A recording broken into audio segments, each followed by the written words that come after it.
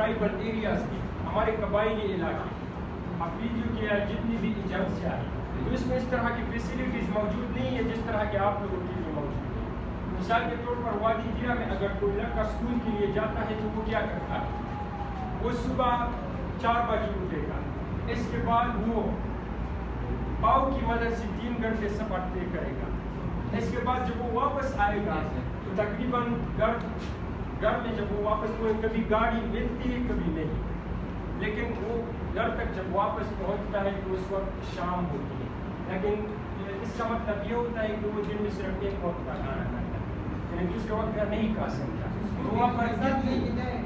وہاں پر حکومت کی توجہ نہیں ہے, فوکس نہیں ہے ان ایریاز پر, تو اس وجہ سے لوگ مجبور وہاں سے شہروں کی طرف رخ کرتے ہیں, وہاں پر وہ فیسلٹیز موجود نہیں ہیں. ورنہ ان علاقوں کے لوگ جتنے ٹیلنٹڈ ہیں ان علاقوں کے لوگ اتنے کبھی ٹیلنٹڈ